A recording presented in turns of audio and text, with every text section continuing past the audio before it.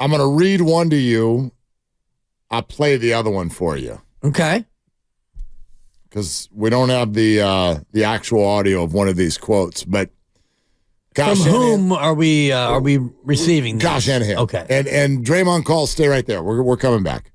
Kyle Shanahan this afternoon, quote, he was asked about Brock Purdy and aggressiveness and risk-taking.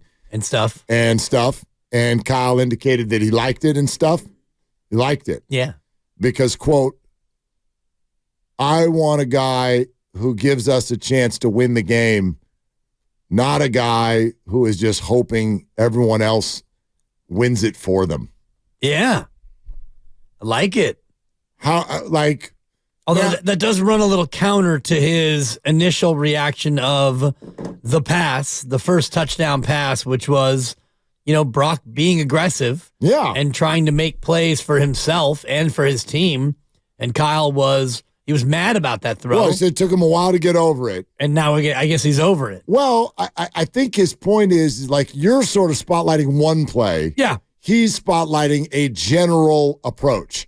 And in other words, I'm going to accept somebody who pushes it a little bit and maybe makes a mistake rather than somebody who's just going to lay back and always play it conservative or, hand it off all the time or someone can dunk, captain check down. Remember in the preseason when Trey Lance was still on the team and he talked about, look, I want him to let it rip. Like I want him to, it's okay if you make a mistake. I want him to take a little bit of a chance. He was asked also yesterday, did Brock agree with his assessment on that risky throw in the first quarter? No, he agrees with me by the time he gets to the sideline. Yeah, no, Brock sees football pretty well. No one's going to be perfect. It's really easy when you're watching from afar. You got to react and play football in the pocket or outside the pocket. But he knows when he makes a bad decision, and it's always fun to talk to about it, fun to coach. Listen, I'm not trying to be Johnny Hot Take over here, but I don't think that this quote that I just read to you is all about Jimmy Garoppolo. But in a grander sense, I do think it was I don't think he's directing it like that guy, Jimmy. I don't think he was like that. But in a grander sense, as we talk about the quarterback position of the San Francisco 49ers and what Kyle is looking for, and remembering that he did on his own accord decide to move on from Jimmy Garoppolo despite a couple times. Yeah, despite repeated appearances deep into the playoffs. I think that quote matters. And I do think that while it's not pointed directly at Jimmy, it is pointed at a quarterback like Jimmy. Again, I want a guy who gives us a chance to win the game, not a guy who's just hoping everyone else wins it for them.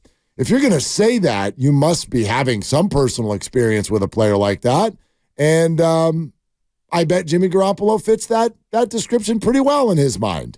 I'm sure. And a lot of quarterbacks around the league would fit that description. And you look at the years that Jimmy Garoppolo had, and they're not too dissimilar from what Brock Purdy's done in terms of success and numbers.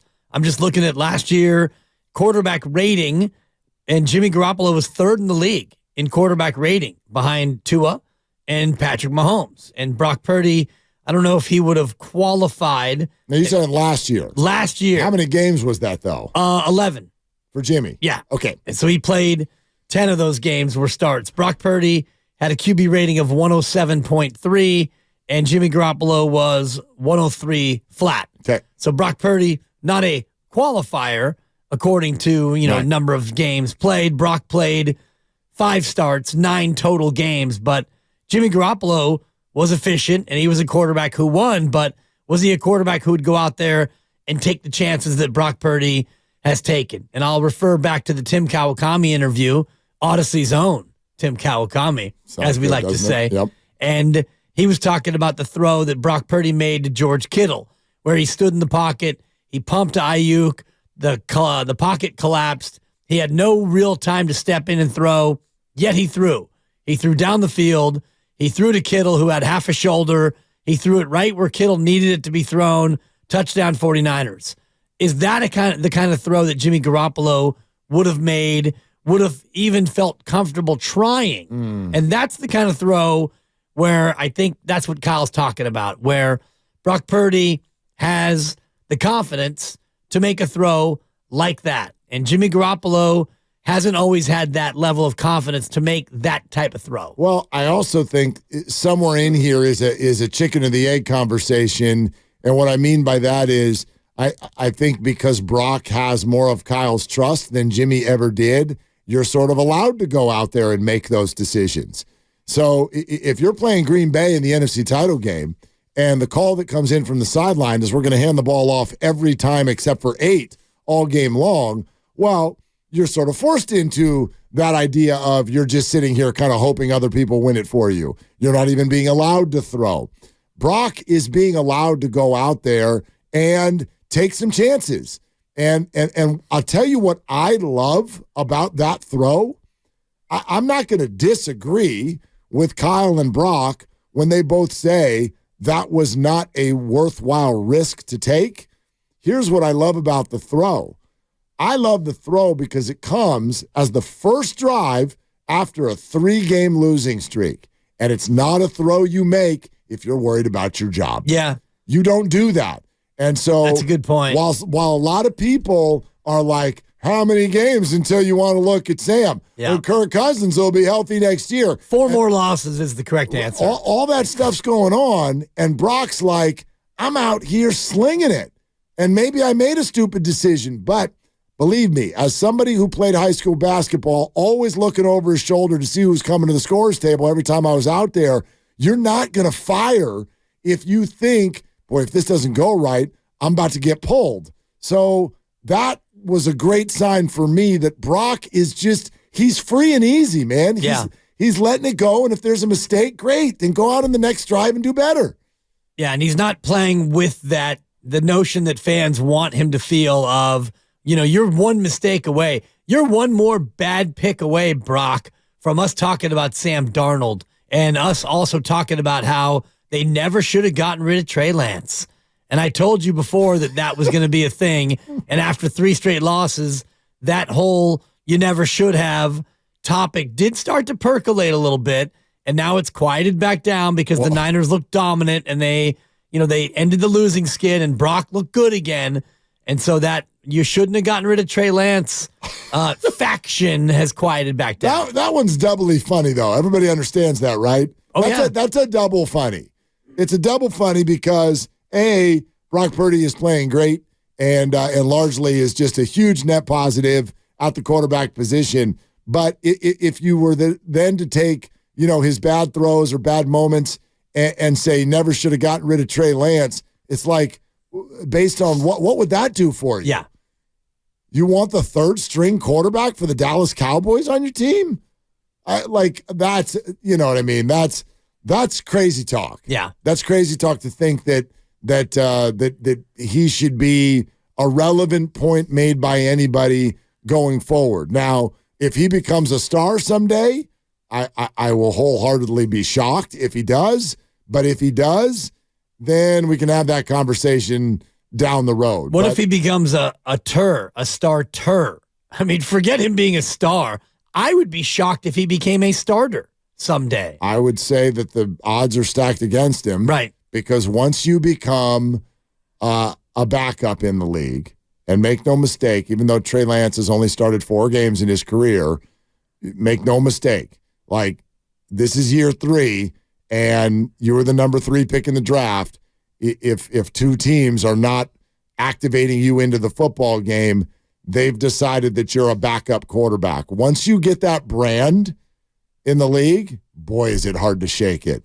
Think about the guys who've been the fringe guys. You were a starter, and then you went to play as a backup, and you played well, so someone might give you another shot. It's kind of the Andy Dalton, Nick Foles kind of a trajectory, a spot. Baker Mayfield, I guess, to a degree, Sam Darnold. Yeah. Once you're there, boy, it's hard for people to be like, no, you can accidentally spill into it.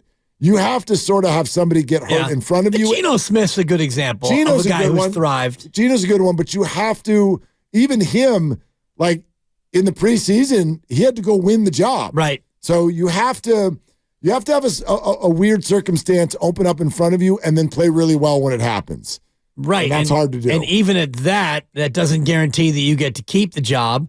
And I know Geno Smith's contract is such that Seattle can move off of him at the end of this year, I think, if they want to, draft. And they probably will draft a quarterback, just a quarterback of the future. But very difficult to do exactly what you're describing. So for Trey Lance, let's say this season ends the way it does. He's QB3, and he is able to get into another situation next year as QB2.